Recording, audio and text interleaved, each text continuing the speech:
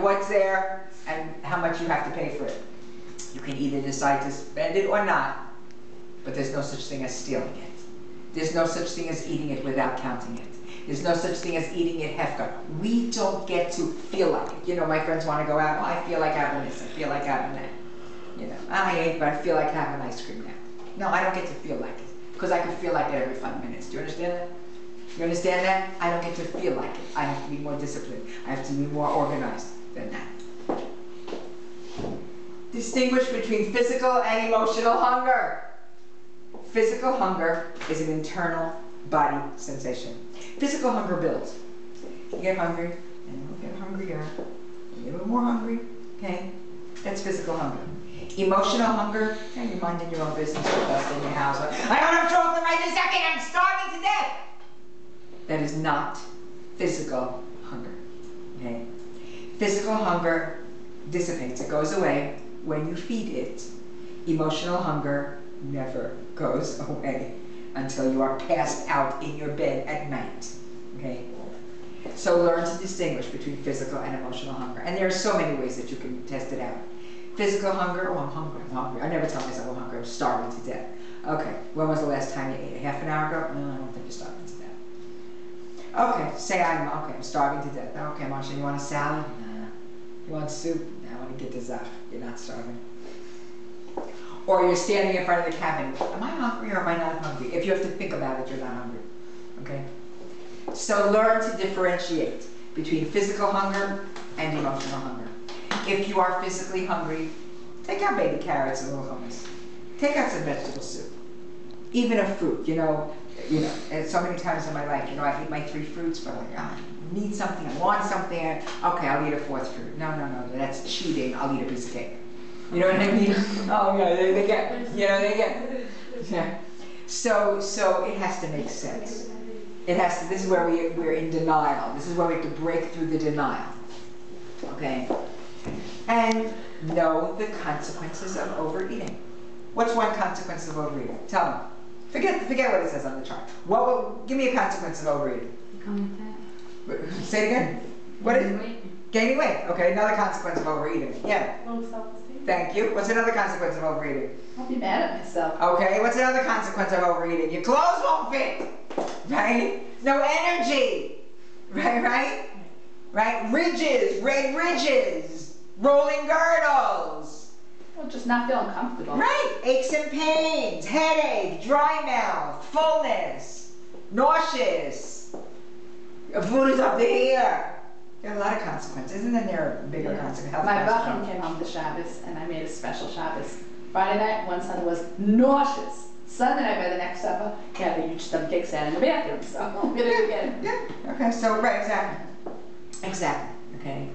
You know, it's a momentary sensation, and we don't even taste it. We eat it so fast, we don't even taste it.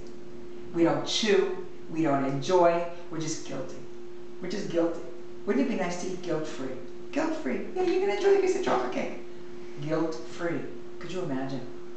And it's a very different piece of chocolate cake that you eat, you know, on Shabbos morning with a cup of coffee with other people than the one that you're standing in the kitchen and grabbing it, standing and grabbing with your hands, you know.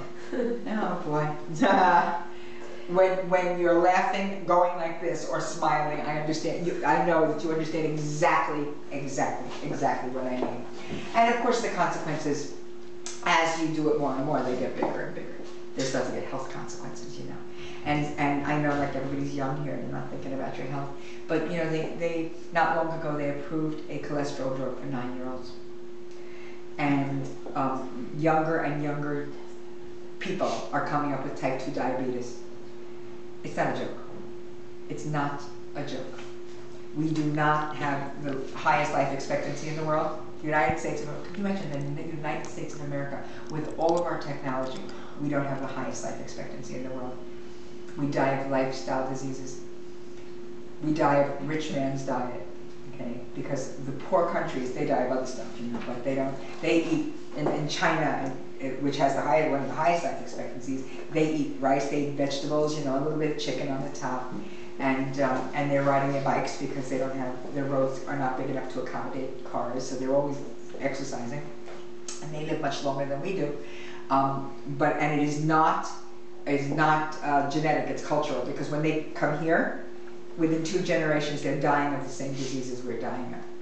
The other very interesting thing is in Japan, one of the things that they do besides eating properly, or better than we do anyway, is they laugh more. And they have laughing clubs. Actually, they go to, you know, How does that help? laughing, and they release a lot of stress. It releases. We are very stressed out in this You country. say instead of eating from stress, you're saying they're laughing. They're laughing, and one doctor said that sometimes when somebody comes to him, he writes a prescription for laughter, because people only listen to prescriptions. Okay, we are overstressed. Anybody have stress in their life? You know, everybody has stress in their life, but we don't deal with it appropriately. You know, laughter is a wonderful way to deal with stress. Exercise is another wonderful way to deal with stress. But we deal with stress with chocolate cupcakes. You know, so somebody was saying that one of the bakeries, I can't remember, they sold like 40,000 donuts over Hanukkah. 40,000 donuts over Hanukkah. 40,000 a dozen. 40,000 donuts. 40,000 donuts. Divide that by 12. But divide that by 12, it's still quite a few. 40,000 donuts. That's one bakery. There are other bakeries also. One bakery. I can't remember which bakery it was, but they said it was 40,000 donuts. Could you imagine?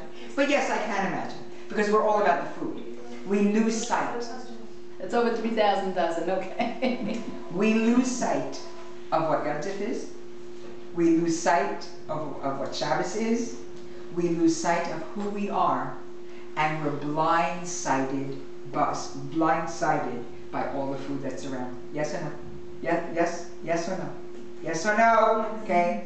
We lose sight of what is important. We lose sight of what we want ultimately, and we give up what we want most for what we want at the moment. And it's really incumbent upon us to stop and think before we act. Stop and think before we act. I'm going to stop here and do the rest of the book next week, because I want to bring back something that we have done before, okay, but maybe you haven't done it. And that is a contract. You know what a contract is? A contract is an agreement between people to perform a certain thing, all right? And it's a legal document, although ours is not going to be a legal document, but I would like to make a contract between us. I have contracts for you, and also in a legal contract, if you don't like something that it says, you can cross it out and make some changes as long as you initial it. So you could do the same thing here. So we're going to have a 21-day contract, all right? And you don't have to do the contract, but if you do, I expect it back. So 21 days. For 21 days, I promise to follow my program as prescribed. I promise to devote 1 hour each day to a combination of exercise, self-renewal, and preparation for myself. Should I go on? Shall I go on? Let's see, I want to know what that means. What do I have to do? Well, it's a combination of exercise, self-renewal, talking to yourself, and preparation for myself. That's what you're cutting up vegetables, that's preparation. Yeah. I want to make sure I'm honest. Okay. Number 2, I promise to plan in advance for any event that involves eating in the next 21 days. Okay, so who's got a wedding in the next 2 weeks? Breakfast, lunch, and supper. Okay, well, right? Anybody have, okay, anybody have, you know, Shabbos is coming. So I promise to plan in advance. I promise not to let other people divert me from my goal. I will deal with them as necessary, situation by situation. And when they say, look what I made special for you, and in my house you don't diet, and it's Shabbos, and it's Yom Tov, and it's my Simcha, you will deal with those people situation by situation. Shall I go on? Yeah. Okay? I promise within limits of responsibility, health, and morality, I will do things for myself in the next 21 days. Okay? Sounds good. Okay, sounds okay? Okay. I promise to change my clothes when I come home at the end of the day, put on something comfortable, and spend 1 minute taking a deep breath and remembering the message of my program before entering the kitchen for the first time. Okay?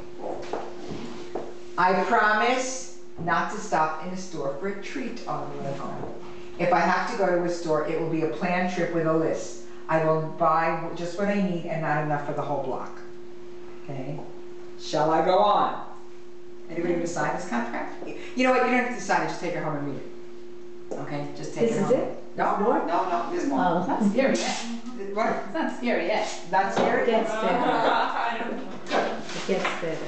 Gets better. Yeah. I promise to plan my food so that I eat sensibly throughout the day and not save everything for the evening. Who understands that? Okay. Because everybody says, you know, I'm hungrier at night, but that's because you haven't eaten all day. You know. So when you sort of even out the food, you'll find that at night. And the other thing that why we're so hungry at night is because we're more relaxed, like everything at night. And we're tired, for goodness sake. Go to sleep. Go to sleep. I promise to think long and hard before I violate this contract. I will mediate and deliberate. I will talk to myself for at least 5 minutes before I throw out this contract and say, forget it. All right? I promise that I will not eat standing up from a container or in the car. I'm looking to see how this is being received here. I'm not guilty of that. Or Yeah, while reading. Or while reading. Well, That's fine. you know, right now we'll just do, you know. Yeah. Actually, we should never be eating anything from the original container. Ever. Except yogurt. Even that. You shouldn't eat yogurt from the The container. 80 That's calories. Maybe put it on a plate. I eat from the original containers. I What's can't. the 80 calorie one? What? Yeah. Then you know what's. What? The 80 calorie one is like a regular portion. Right, but you don't realize I it's know. a portion. I know. So, okay, so accept yogurt. Right. Shouldn't be eating anything from the original container. I promise if I derail from my program, I will not use it as an excuse to go off my program for good. I love this one. Okay? I will accept the consequences and resume my strict adherence to this 21-day contract. In other words, we don't do the might as wells. Okay, we don't do the might as wells. We don't do, oh, I went off, I might as well continue to go off. You know, I binged on Friday, I might as well binge through the weekend. Blah, blah, blah. I promise to try to remember that this is a good thing I'm doing. A positive intention, not a terrible deprivation. When I'm feeling sorry for myself, I promise to smile and think that this is a gift that I'm giving to myself. When you go home and you have a hard time, please don't get mad at me.